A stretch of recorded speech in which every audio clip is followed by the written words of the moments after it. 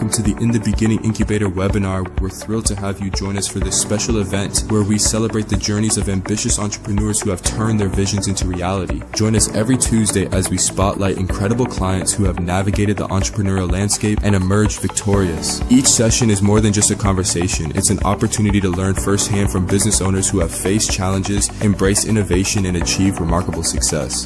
Whether you're launching a startup, scaling your business, or refining your strategy, these webinars will provide you with practical advice and real-world knowledge to guide your path forward. Stay engaged and get ready to ignite your entrepreneurial spirit. This is your chance to connect, learn, and grow with a community of like-minded visionaries. Now, it is my pleasure to introduce our host for this powerful series, Mr. Christian Johnson, the Chief Strategist Officer of In the Beginning Incubator. As a seasoned business strategist and mentor, Mr. Johnson has played a pivotal role in guiding entrepreneurs through the complexities of business ownership. Please join me in welcoming Mr. Christian Johnson.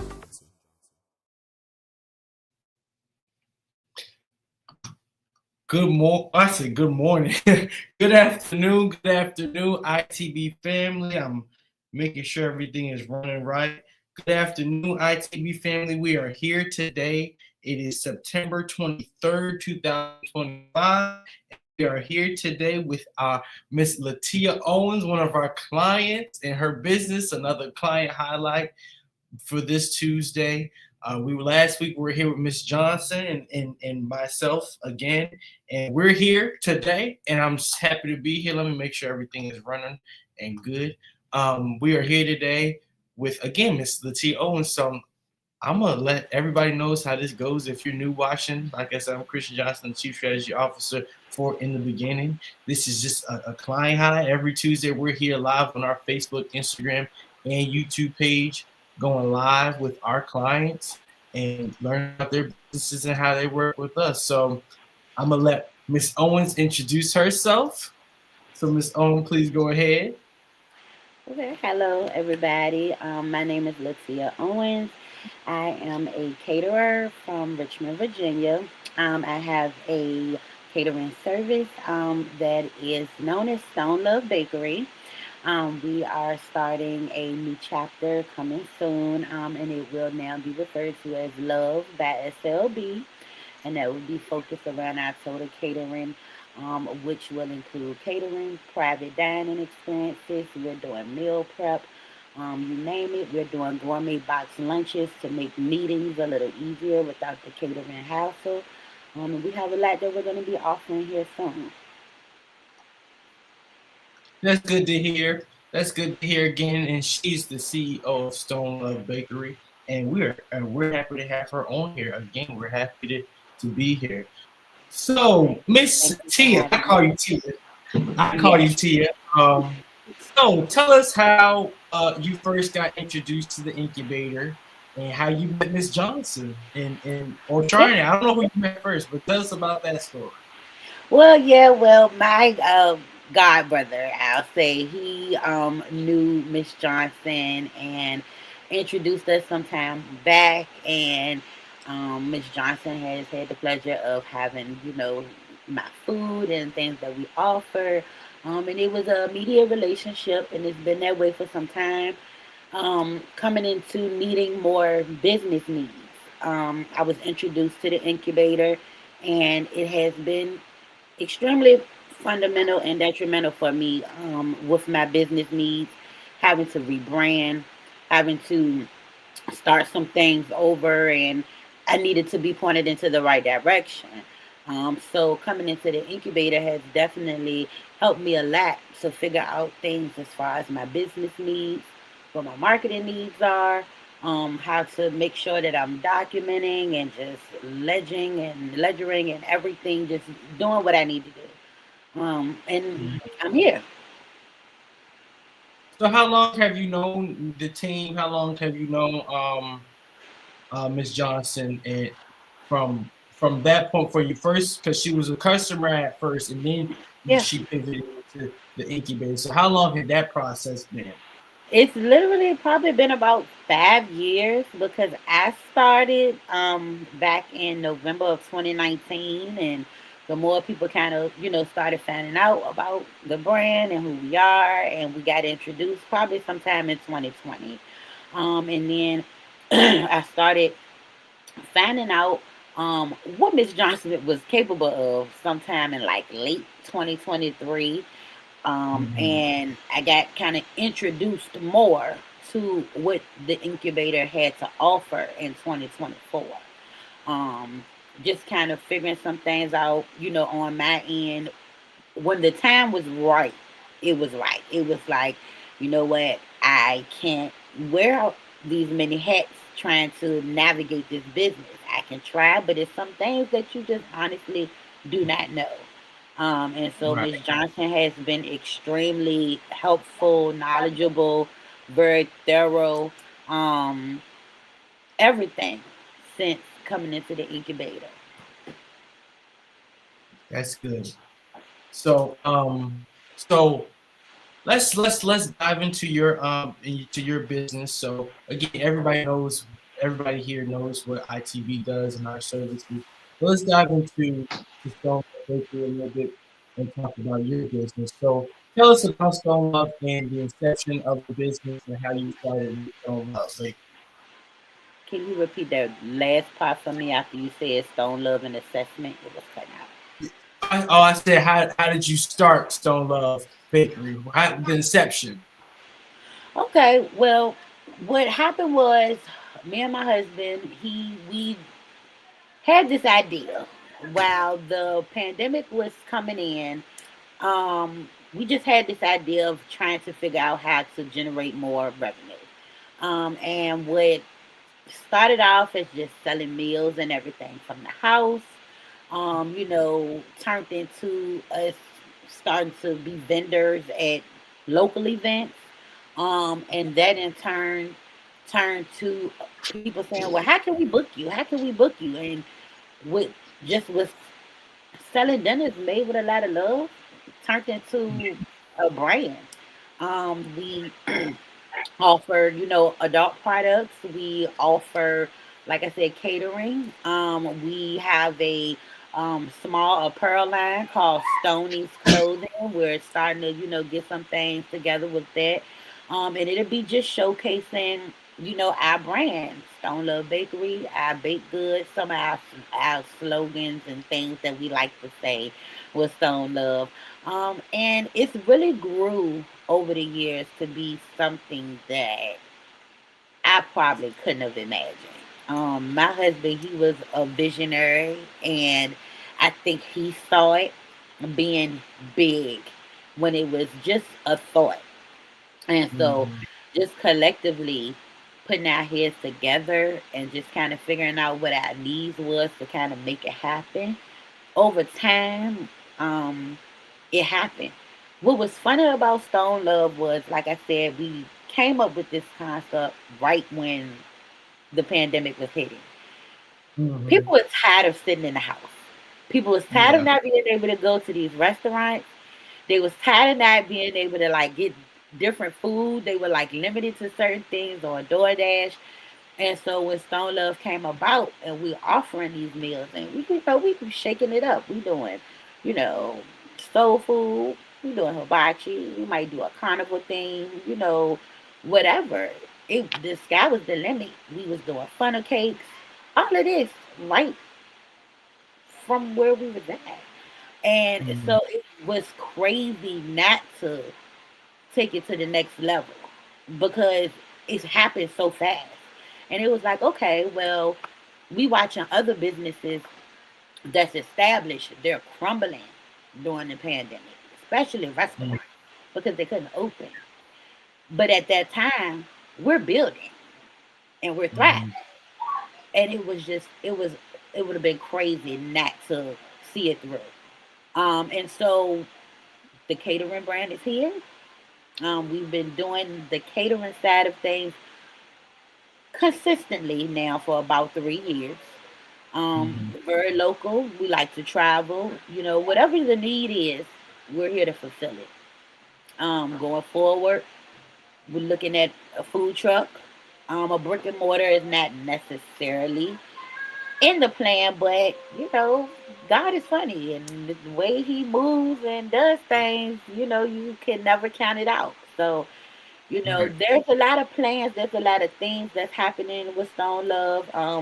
We're about to drop a seasoning line that's in the works, and it just everything has just really come together very fast in the last 5 years. Hmm. That's good. So I have a question. Do you deliver? We do deliver on the days that we do our food sales and everything. We do deliver. We just work with us, give us the time, and everything, and we definitely do deliver. So it'll be contact information and everything available. Email, you can order through there. I'm rebuilding my Square site, which will in turn end up being the easiest way to order when we are selling food, and you can choose there whether you want to pick up or have it delivered, and Mhm. we'll be able to And I help know I know I'm working with you on that and you. Yeah, getting the site redone. And, yeah.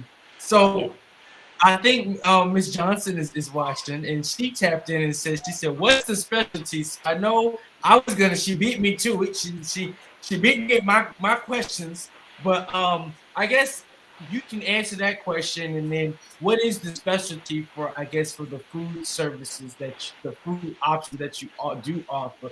What is your go to for food? What's the food that okay? We need to order this when we come to order. It's Because I've had your food. I love your food. I've had the adult food too, so I right, love it. right, right, And, right. and that food is good, and it's so good that you sometimes forget you can't eat all of it at Yeah, one sitting. yeah.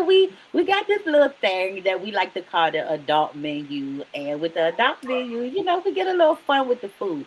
It's still completely appetizing. It It really is, is. It but you is. just can't indulge in it. So on the Exactly. catering side, Exactly. no adult. Our biggest thing, my family is really big on seafood. We are all things seafood. And I would have to say our biggest thing would be our seafood. We do this home breaded shrimp that we specialize in. I We say that. do stuffed salmon with the lump crab meat that is to die for. We specialize in, I say both ends. The adult end is the mac and cheese, or just our simple homemade mac and cheese. On the catering end is also special. We do a seafood mac and cheese with lump crab meat, shrimp, and scallops in it. Or you can opt out and get lobster in it if that's what you prefer. We always look to try to, customize for people. But some days, like when it's just us serving food, what's on the menu is on the menu. On the catering end, you can customize all you want. Right. The other thing I would say would have to be our chicken. Listen, if you're gonna do chicken, you gotta do chicken. So what we do is we do chicken. And it can make it fun either on the adult menu. We do some things with the chicken. And then we Right. like to get crazy with the flavors. We do a peach bourbon barbecue. We do a garlic parmesan. We do a honey garlic sauce. We do a ranch dry rub, and a lot of these sauces we make them from scratch. Just it's better that way. And we feel like we giving it a lot of love when we doing it like that. Just kind of really showcase what Stone Love is all about. And initially it just all comes together. So I'm surprised you ain't say nothing about your baked goods because I know you. It is Stone Love Bakery. I know the baked goods, and I also know you make drinks as well. Again, it's hard not to talk about that I side. know, I It's know. I try to hard not. scale it back. I know scale it back a little bit, but you also are a bakery and you do baked goods as well, which Yeah. are phenomenal as well. And for most, I've had the wings, I've had the shrimp. That's always my go-to: the macaroni cheese, the wings, and string beans, and the chicken and the shrimp. If I'm gonna get that plate because a lot of people are asking I questions. know. I'm trying Um, to see it's it. the challenges of the fusion, which is it is a thing. I'm gonna come back to that one. But Okay. Miss Johnson, she asked about the spices because you did mention that you have a seasoning line, and I'm actually interested in about that as well. What seasoning lines can we expect from you? Because you said you do your own sauces for the wings, which I haven't had yet, and I had the garlic parm, but I didn't have the barbecue one yet. But Yeah. tell me about some of these seasonings that people can order and where they will be able to order them at. Yes. So my seasoning line is going to be called Spice So Many. And basically like spice so many things. And we're going to be doing an all-purpose seasoning. We're going to be doing a seafood seasoning, and we're going to be doing a breakfast blend. Mm, The fun side of it is we're going to offer the seasonings as they should come, and right. then we're going to offer adult seasoning with the Adults. adult blend. So that's going to be, yeah, so I'm that's going to be the fun side of it. It's been a lot. It's been a lot to a work lot. at, to perfect, to like really get the seasoning, the clash, really like try to put the flavors that I use personally into one bottle. And Mhm. so it's been a lot. It's been a chemistry thing, just really like really just studying it, staying consistent, making sure your measurements and everything is consistent, and I think it's going to be something fun. Mhm. It's going to give you the option, of how you want to feel. Do you want to feel great? Do you want to have some time for you and feel great? Do you want to feed the family and use these seasonings? It's going to be options. That's good. So the breakfast blend, that sounds. I haven't had any breakfast from you yet. Is there breakfast options as well that we can that you can order? Because I know we usually do dinner, but Right. are there So breakfast options as well? there will be breakfast options coming on specific days.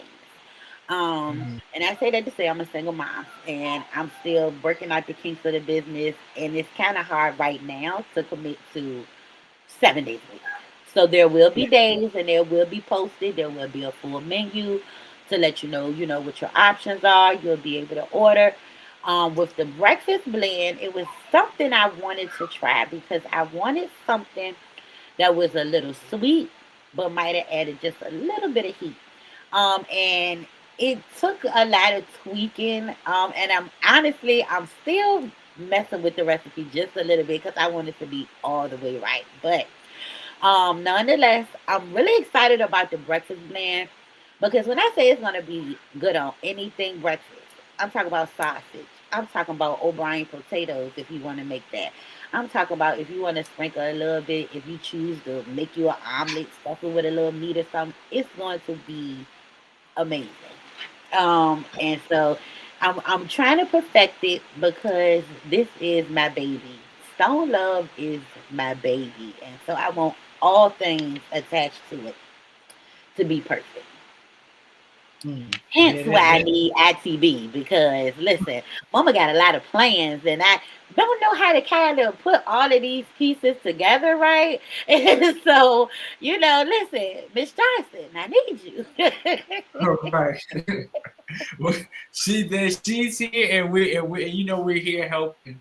Of course, again, we're here to help in this point of time for you and you growing as an entrepreneur, you kind of pivoting in some different spaces because a lot of this is new, and I'm happy to hear that you're doing different things, and there are different options in the meal.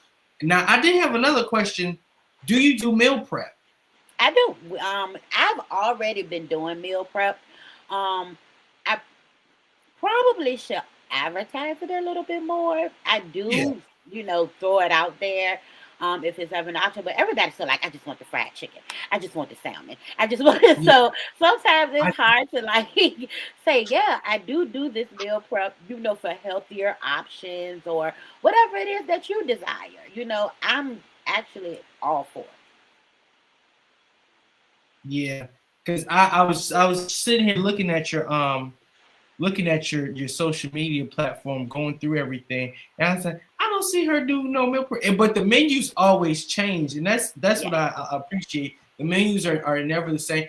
And I think one time I had a crab cake. Did you made crab cakes one time, right? Yeah. I'm pretty sure I remember getting a crab cake from you once or twice. That was good too. And it's just like every Friday we would order. We would get something. We would just be happy. We would just come and order and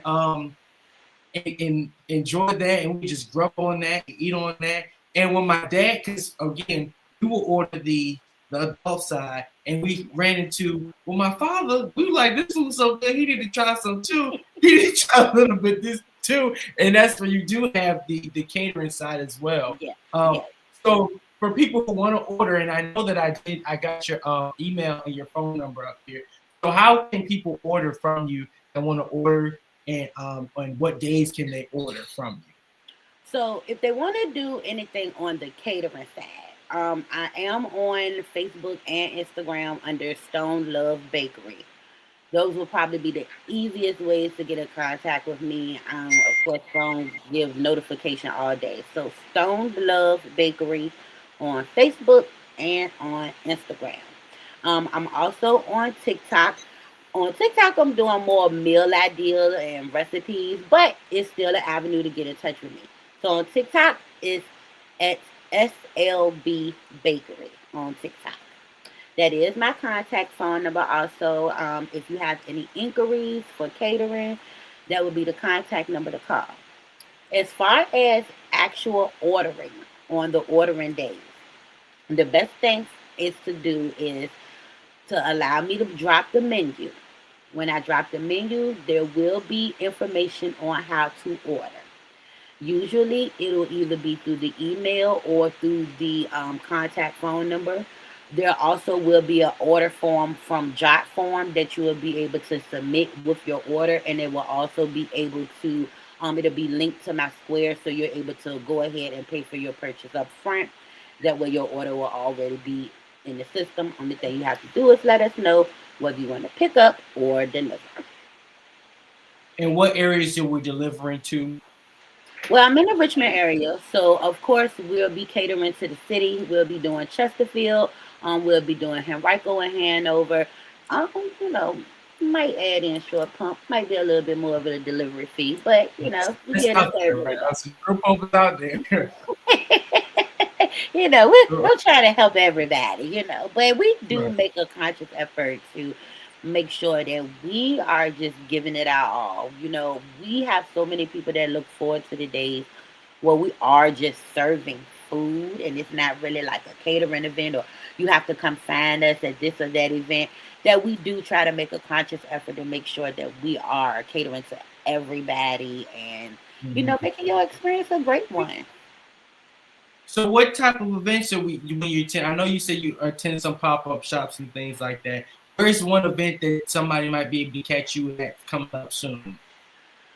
Oh, let's see. I have a community baby shower that's going to be coming up soon. I also have a event coming up in December, which is going to cater to people who lost a loved one and have a hard time during the holidays. I am going to be the head chef there on that Saturday. I believe it is December the 6th. I will share the info. I don't have it handy with me, but I will share the info on my platforms. That way, if anybody is experiencing that type of trauma with losing a loved one, especially around the holidays, or just especially really missing them around the holidays, I think it'll be a great event to come to, because it'll be a lot of love in the building. Everybody will just be, kind of letting each other know it's okay, and just finding ways to bond. And then here I go, I'm gonna feed you good. I'm gonna make you feel good through the stove. Because that's what showing love. That's what we do. So I would definitely share that information on my platforms. So again, if anybody is going to attend, there are ticket sales for that event, and your food will come with that ticket sale. There is going to be some days coming up soon where I am going to be selling food. So I will again post those dates on my platform. So when you're when you see it, chime in because we have a lot of slides, but they book really, really fast. I would imagine. Again, again, I've had your food, so I already know how it is. I know how good the food is, how good it tastes, and it ain't no questions for me. Ain't not one for me, not one for anybody in our household. So again, if you are in the Richmond area, surrounding areas, reach out and get your orders in. I know you stay busy and you be busy and getting the orders in. And I just know how much work you put into this, and because I've Yes, seen it, and how much time and effort it takes for you to cook. And when you do eat it, you definitely can tell it's love in the food. yeah. And I was going to ask, well, what makes your food different from other caterers? What makes your food? And I was going to say the love, but you might have a different answer. Yeah, well, it's a number of things. First, I want to go back to your question about the baked goods. The baked Mm-hmm. goods is what really like put us on the map because what happened was we started with the baked goods, which we did like peach cobbler. We did the adult peach cobbler. We did like the cake jars. We did the airplane Biscoff bites. We did the fried Oreos, and we had the adult version of those. We did funnel cakes and did the adult version of those. Mm-hmm. We have our lemonades, which is our Good too. infamous lemonades. They're Yes. adult only. and Those are good too. Those are really good. yeah, Again, all of that is so good. It make you think, oh, I can't keep drinking all of this. yeah, and it was so different. Um, that it was like we just wanted to keep experimenting with it. Like, okay, what's our new flavors and what's the flavor of the week? And we was coming up with ideas like we had a franchise, but it's small time, and it took some time to grow, and we still growing, we still learning, we still, like I just said, we had to restructure some things and rebrand some things, and that's fine. But back to your question, as far as what makes me stand out from everybody else, Mhm. what I discovered, and I won't say I would say we, me and my husband, I just lost him this past December. But what we discovered was a way to show our love in the way that we loved on each other, which was food. That was our love language. I, But then we had family members who were ill. Like my mom has MS, and that was something that I kind of bonded with Miss Johnson about because my mom has MS and fibromyalgia, chronic pain, a lot. And it became important to me to figure out a way to help her. I'm not a doctor, but I like to think of myself as a pharmacist in my own way. What I do yeah. is I do the research. Hmm. I like to figure out what helps with what pain. When we Yeah. started to do that with the formula and the food, it was a game changer. It really was because we saw it working. We saw Hmm. my mom cutting back on taking the pills as much. We saw her like not consuming so much cannabis in one day because there Hmm. was an alternative to the pain. And Right. so we started to do that as a way for people to medicate, so to say. And I know when people speak about Stone Love, it's fun, and you think of this like euphoric, psychedelic type of thing, and it is. It's fun, but at the root of it all, we started this to really help people. And we did. We had so many people that was like, I've been dealing with pain for this long. I can't sleep unless I have your products. That Right. started to be an eye opener to us. Like, we have to be doing something right Right. because it was consistent. anytime that we said, we had this available, that it was consistent. And so I Right. think our passion and our love for ultimately just helping people, it came as a thing like, well, why can't we like be there for everybody? Even the ones who might not partake in the adult goods, it's still a way to say, hey, this is what we over here doing. Right. We want to show love to everybody, no matter if that's you want us to come and live cook at your events, or if you want us to come and set up and sell food to the people at your it. We didn't want to be boxed, and so Right. that's when it started like the catering side of Stone Love, and we still have the adult side of Stone Love. It Hmm. That's what birthed it. So Right. that I think is what makes us stand out from everybody else. And one thing on the legal side of the adult side for most people, when I was in West Virginia, I would go to this one restaurant that they they would sell adult goods too. And they would sell everything canned. They would actually sell pre-rolls and all that, cans, gummies, and food, infused food in this one store. In West Virginia, their laws are a little bit different. They have the same laws as far as medicinal. You can have a medical card, but they're a Yeah, little bit lax in the area. It's yeah, it is decriminalized here, but the laws are a little bit written differently in West Virginia, where certain things can go and certain things can't. So yeah. this specific restaurant was classified as a bakery, and the owner of the building, he was telling me of the restaurant. He said, well, he said this a legal loophole to being able to sell my products here, because you can sell like at smoke shops and things where everybody knows a million smoke shops on every single corner, and I'd be tired of them. But up until 2024, I think last year, you could sell THC and THCA, all those different products, until the Hmm. governor overturned that order. He made it illegal. But in West Virginia, you could sell all of those products still.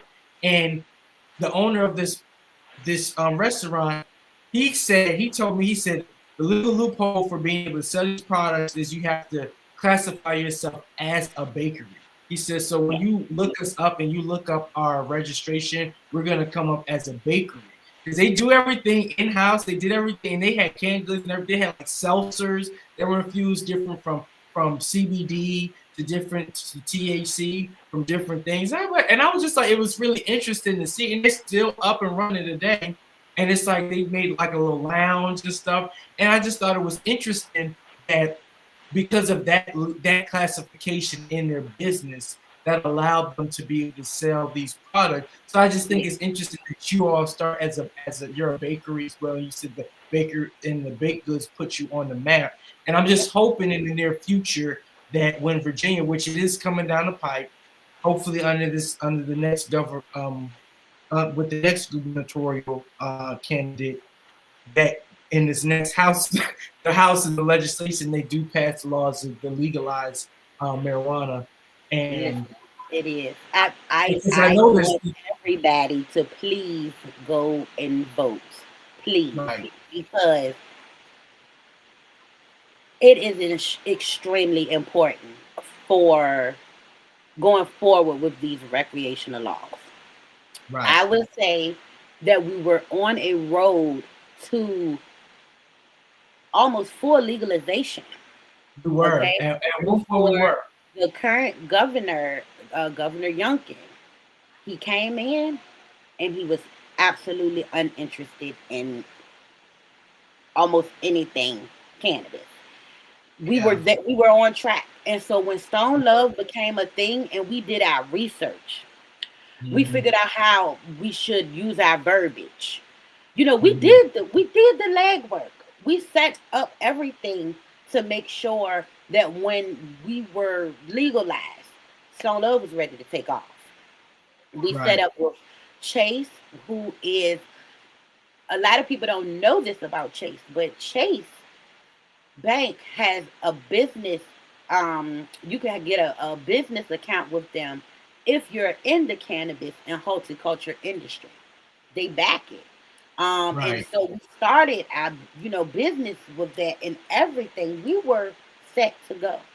But when Governor Youngkin came in, it was a no.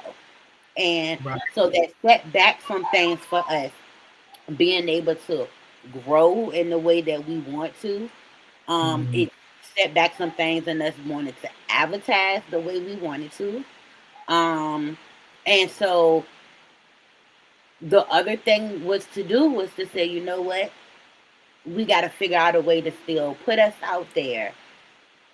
And maybe Stone Love has to really like hold off on its bigger plans Right. until we can see exactly what's going on with this governor. And so now that he's on the way out, we really, really, really, really need you guys to vote, because anything going forward is going to depend on that. And Right. I would And say that. And I lobbied when I was before I had gone to college. I had actually, well, I might have been in college. I might have been a freshman or a sophomore in college. I lobbied our state legislature to get it legalized. And from what I talked to with state senators and state house delegates, they were on track to legalizing it, and they were going through the money. The main thing that I found is not that people are most people are, I would consider most people are not against it, because it's like alcohol is a thing, Right. tobacco is a thing. You take with marijuana has medical properties. You can still have a medical marijuana card in the state, and Hmm. still, and you can go to other states and get marijuana, but here in other states it's like treated like it's a class, like literally like it's class 1 drug. It's just like, how is this crazy? How do we live in a It say what country? it is, because it's a terrible loophole. I don't It, understand it, it. Yeah, and when I was lobbying it, the main thing, and I talked to one of the senators who was on the tax committee, and he pretty much said, we have the bill prepared, the bill is drafted. He said all Hmm. we're trying to figure out is the tax implications and how we're going to use the tax money from the revenue from marijuana, how we're going to reinvest it into the state. So they did mention, somebody mentioned, I said, well, why don't we pretty much give incentives to the communities that have been disenfranchised by, been disenfranchised. No, you good. Why don't we give the revenue from disenfranchised people, like farmers, black farmers, because there are a lot of black farmers in the state of Virginia, and farmers that now are running into all of these issues with the current administrations.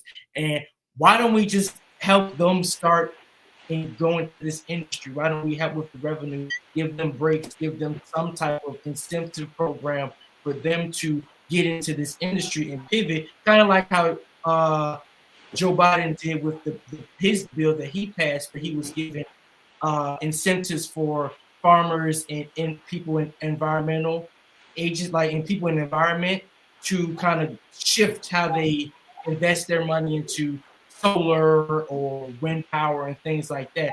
So they were going over all these different things, trying to figure out how we're going to do with the money, because it's going to be a bunch of companies that come to Virginia that want to sell. Philip Morris is one of them that's already here, that's already got companies set up to sell in the Hmm. state. How do we get that? How do we deal with the money that is bringing to the state? Because it's going to be a revenue boost. It's going to bring money to the state budget. So how are we going to spend that money? And that was the main thing that they were talking about. I was just like, well, I say all these people, the war on drugs, all this stuff that y'all, we don't, not y'all, but y'all done did. Why don't we just reinvest it into those communities that you said? So once you start having those conversations and you start getting into the weeds, into the no pun intended, but the nitty gritty of it, then you start running into all these questions. So the furthest we got was they decriminalized it, and then after that, like you said, Youngkin came in he just said, "Oh no, no to all of it, no to everything. We're It not was going no down." to everything. It was a conversation where like, okay, we go decriminalize, but then they decriminalize, but to a certain extent, because Right. for certain things you can still very much so be criminalized if it's over a certain. Amount. Right. You understand what I'm saying? And Mhm. so it's decriminalized, but to a certain extent. But the politics behind it really tripped me up because, like you said, you have these big businesses that they can distribute. You got Philip Right. Morris, you got G Leaf, you got these companies that the government, before anybody gets paid, the government's going to get their cut first.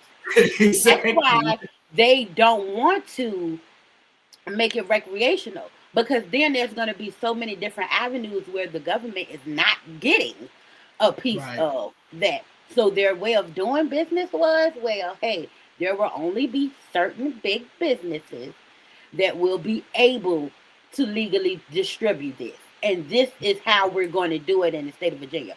What I don't get is how all of the smoke shops and their nationality, I'll say that, Yeah. have how is Oh, this so many possible? shops.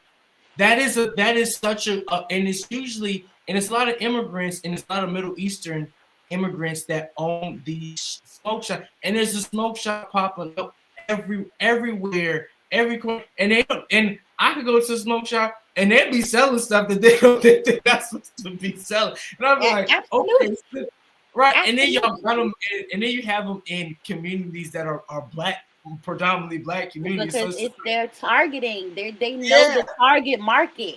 They're right. definitely targeting the area. You go into these suburban areas and you don't see all of these smoke shops No, at you all. go down Midlothian Turnpike over near Hobby Lobby, over near Clover Hill Autumn. You won't really Not see. one. Not Yeah, one. you won't see one. You'll see a bunch of Chipotle, Starbucks, all that, But Chick-fil-A's, you come on all back down Midlothian Turnpike and you other come on down by Carnation Street and Warwick Road. It's four of them on the same right, block, you know? right next And to each other. yeah, and it's mind-boggling to me because let me tell you this: in this industry, I've seen a lot. Um, Pop-up wise, a lot of these Mhm. guys that were working these pop-up shops and things, they had product, okay, more than any of these smoke shops could come with. These guys had the funds to have legitimate businesses, but they are shut down. They're taken through all these hoops and said, well, you have to have this and you have to have a permit for that and this, that, and blah, blah, blah. But then you go into Zaza Smoke Shop and they don't have none of that. And we looking like, well, how did y'all get this? We got the same distributors, we got the same distros and everything, but you don't see what's crazy is you don't see anybody of color with a smoke No, shop at I've all. never seen one. And But and what's and I even crazier is you don't see anybody of the Caucasian. They don't have them either. Let's be real. If they do, they're in G Leaf or they're right, at plants manufacturing. But in right. the state of Virginia, the black market is still winning because of the way the government is trying to control it. Mhm. Then you have the product that the government is putting out there in these G Leafs and everything, and it's not of good quality at all. And it's expensive. It's I extremely tell my expensive. mom all the time because she has me as the authorized. I can go and pick up for her orders sometimes if she wants to go to G League. She has a medical marijuana card, and I could go order for her and pick up for her. And I swear, every time I go in there, like it's like, and I've gone to dispensaries in Canada. I've gone to dispensaries in New Jersey, in Hmm. in California. I've Hmm. seen how different places function, and it's literally like it's like going to an Apple store for marijuana. It It's is. crazy. All these It different is. products. You just scan the product, you buy it, you pay for it, and that's it. And it's That's just it. like And And I it's just just like, seen somebody comment and say dispensary. The thing yeah, that's about the dispensary is the markup. You're it, gonna and that's pay my point. more at a That's my dispensary. point. And it's like I'm like, I've been in this long enough to know I've had this, I've tried this, I've tried that, I've tried this from G League. And it's like it's not bad, but it's just like it It's ain't not. worth $100. Come on now. Come on now. And at the end of the day, I don't understand what the government don't understand I about it. don't But get, but that's it's the you're government, mad at the black market, but it's reasons why the black market is still winning. right? Because we put the most into it. We buy the most. We're putting the most of our money into it. So therefore, like you said, they're marketing to our communities. And in the markup, like you said, for the places that it is legal to sell, Yeah. and the dispensaries like G Leaf that can sell, and they got the one in it's one I'm pretty sure got a drive through, like a pharmacy. A drive-through. I'm just like They that's do. crazy. It's And one I'm in just like, Maryland. It's one in Capitol Heights, Maryland. I went there and I thought it was crazy because I said, wait a minute. I said, they got a drive through and they got this cute little menu, little paper menu. They hand you out the window and you kind of just scan it and see what you want. You let them know what you want. They bring you this little cute little bag with a hell. right, right. Like And it it's was crazy. And for a while, I'm going to be honest with you, when we first started, we was like, we need to move to DC now because right, the opportunities in the DC, I'm not going to even say Maryland because Maryland are just like recently getting recreationalized, maybe in the last 2 years, but DC has been it for a while. And I'm telling you, it was like, what do we do? Like, do we leave? Do we stay? Do we see what they're going to do? And because we built so much where we are. We hate to leave people behind because it's some people that depend on us. You understand what I'm saying? And so, I, I didn't want to just jump ship and go to DC. And then, honestly, everybody's doing everything in DC. It's a lot. So what we do here and what we've done for people that we've come in contact with that's become our clients and our customers and they come back and they become family over time is what's kept us here, you know, right. because we got something good. We just waiting on the governor. So let me say it again.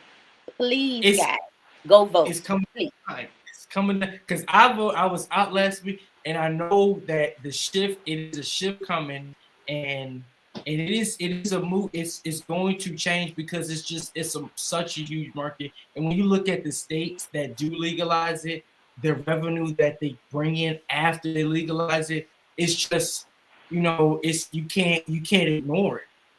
And Virginia will be the first state in the South to legalize it, and I think that would be a really good, because last year, because look, not even last year, this year we saw each other. We were at the National Cannabis Festival in I was just DC. about to say I saw somebody Right, we say were something about the festival.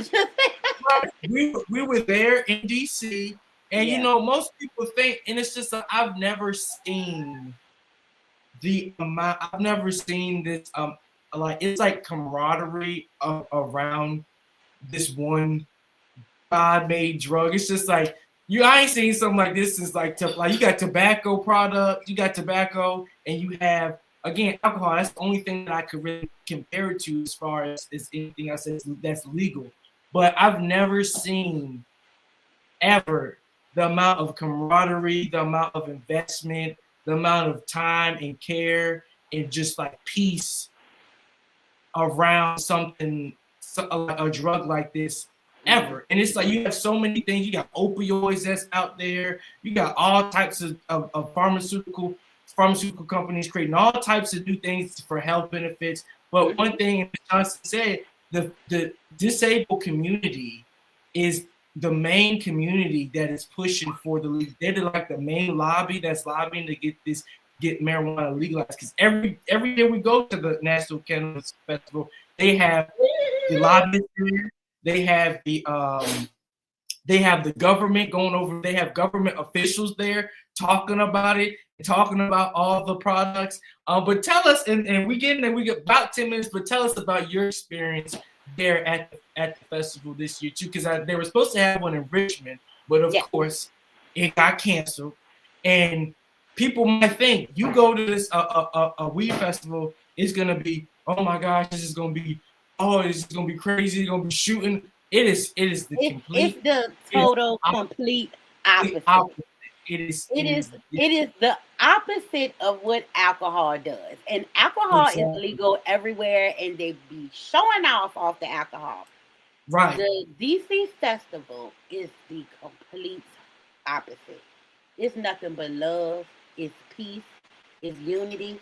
And then for people that's in the business, it's extreme networking.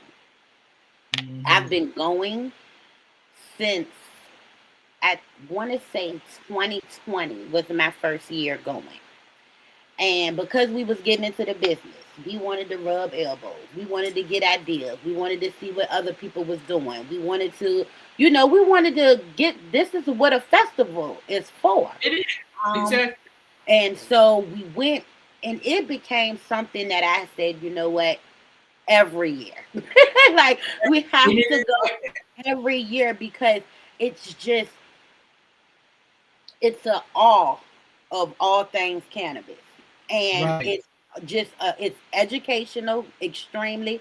Like you said, they holding seminars.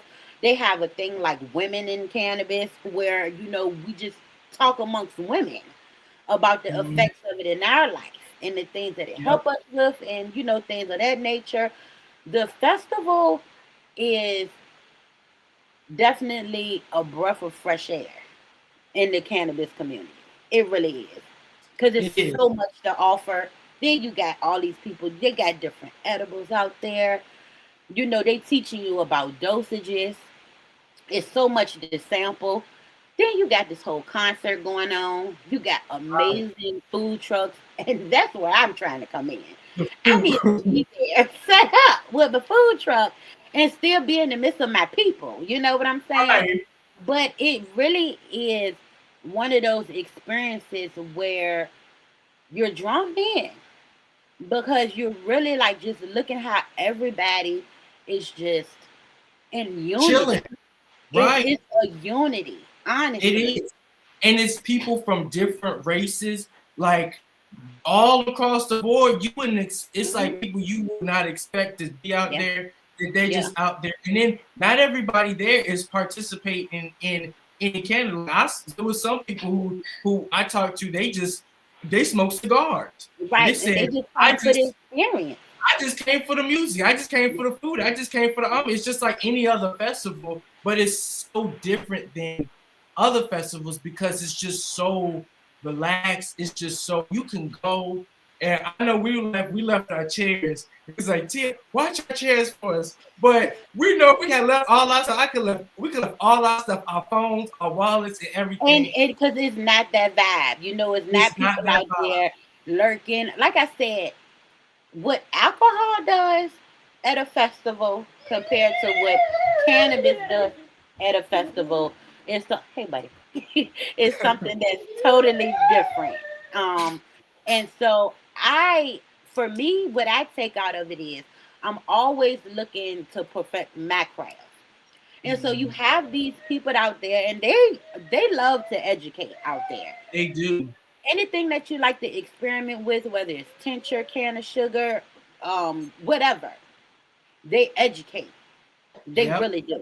And so I love it. I go there, I go networking. I see people like, I'm in DC. I live in Richmond, and I'm seeing people like, hey, how you been doing? Because I've been going, and I know these people now. And I've worked with a lot of them, and it really, really is a nice time.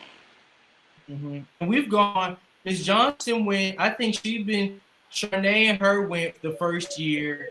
I think it was probably 2021. They've been going for the past 3 5 years, I think. I've gone for the past 4 years, and the concert is the main thing. The concert is the main thing that pulls me in. Because hold on, wait, it's all types of sounds, and we're about to wrap up here in a second. But the concerts are good. The concert part is like also the performers, the performances. That's like the 10 out of 10. I've never gone. Other than the rain, it'll rain. But did you get that at a festival? That's the only downside. Yeah, and it's not even a washout. It's like festival rain where you just want to be like, it's on and off.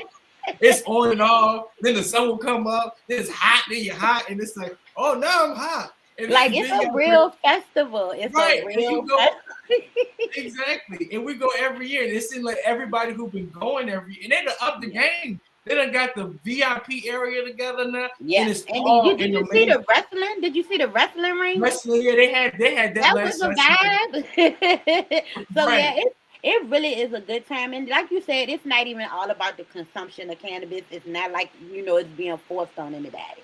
But if you genuinely just want to have a knowledge and clarity, any questions about how to take care of somebody who might have a disability, seizures, anything, and you want to know how to, kind of help them and treat them and make their pains less or their seizures so that's, far in between, it's things out there.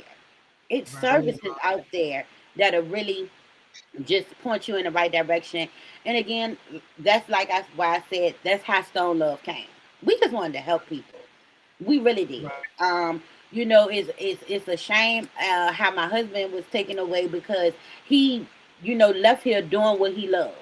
And that was all things cannabis. So, it's definitely been a really exhilarating, experience as far as building this brand. We got a lot more to go. And so that's why I'm with ITB. ITB is really going to help me oversee some things in the coming months.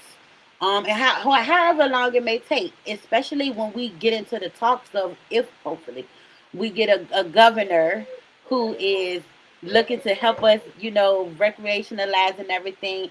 I'm going to need help making sure that I'm covering my bases when it comes to me building this new side of SLB, Love by SLB, which is the catering brand. There's going to be things that I'm needing to help structure. SLB has already been extremely helpful with that. I've had a new business plan composed. We're working on the website for both Stone Love and for Love by SLB. It'll be fully equipped with the catering and everything you need, inquiry forms, easy ordering. We're going to be working on all of that, me and Mr. Johnson. And ITB, if you're really needing a base to start and you want to get structured and you want to really get in a space where you're doing business legitimately, you're building your business, you're understanding your business, you're understanding your income, you're understanding your revenue, join in the beginning.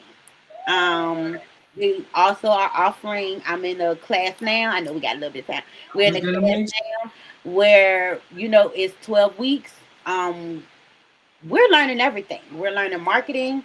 We're learning how to do our pitches. It's something that I've been struggling with, but I'm trying to get it right. But anything you need as far as building your business and more. And I was gonna ask you about that. Ask you about the academy because you're part of the academy. Tell me about your experience within the ITB Academy, and then you can let me know about because we could go again every time I get on here. I could go on for another whole 24 hours about. I'm gonna be quick because my kids are about to start kidding in a little bit. They keep coming in here now like, are you almost done? But just real quick, it's been really, really informative. It really has. You think you know things, and you do. Along the way, you learn things and you become familiar with certain things. But it's so much when you're an entrepreneur and you're a business owner it's a lot of knowledge. It's a lot of knowledge, and so what the academy has been offering is just covering a lot of these things that you're going to be coming across in business, whether it's with your QuickBooks and all of that. They touch on everything. They touch on personal interactions and how we're building relationships. They touch on so much. So I have been taking a lot from it. My notebook is looking pretty full with some notes because I've really been taking it serious. And let me tell you something, I haven't been in anybody's class in probably 16 years, okay?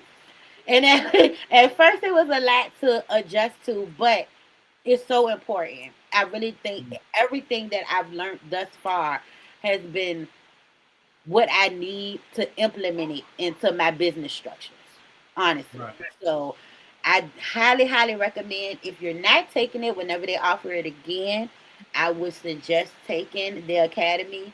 It's also another benefit of joining ITB. I believe it's offered to us with being a member of ITB. Yeah, if you're a member of ITB and you're paying your incubator dues, you can be in the next cohort won't be till the spring of next year. And one other thing, we'll be offering at VSU as well. So they're doing a generational wealth course, which is a little bit different, but we're going to be offering that at Virginia State now with Virginia State, and I think the Metropolitan Business League will be offering that together, which is a little bit different, but it will still pretty much be going over all the basics, but it's focusing on the monetization side. Yeah. So, Ms. Tia, I want to thank you. I appreciate you for joining us tonight. It is now 8:01. I know your kids, you told me earlier, they're going to get restless. I know. Yeah, they starting to stir up a little bit in the back. You know, they cooking a little bit. But thank you so much for having me. This was really fun. I absolutely love doing these types of webinars, and I love podcasts and everything because it's so much information that I got to give and so many things I want to talk about. And, so this was wonderful. Thank you again for having me.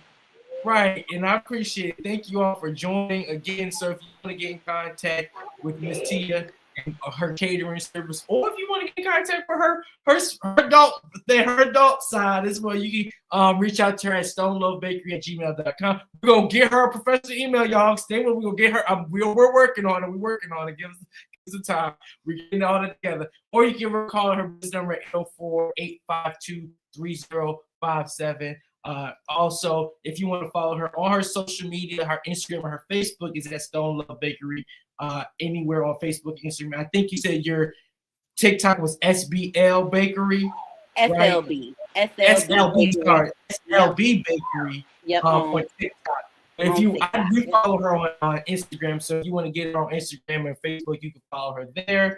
If you want to get in contact with us or anybody on our team, you can email us at info@inthebeginningco.com, or you can give us a call at 804-468-8141. That's 804-468-8141. I know we've been getting some new clients on and new people signed up and consultations going on. So if you're excited and you want to start your business, give us a call today. We are here to help you start your business, and you can be featured, one of our next guests featured on our Tuesday night webinar. So I want to thank Miss Owens for joining us. I appreciate it. We'll be ordering.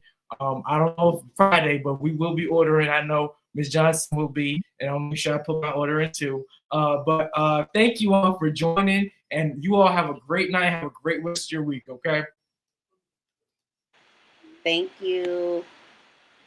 Thank you for joining us for today's In the Beginning Incubator webinar. We hope you found inspiration, valuable insights, and practical strategies to apply to your own entrepreneurial journey. But the learning doesn't stop here.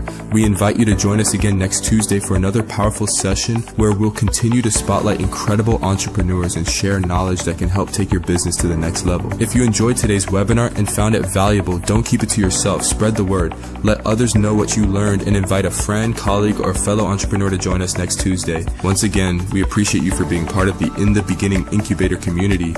Keep striving, keep growing, and we'll see you next Tuesday.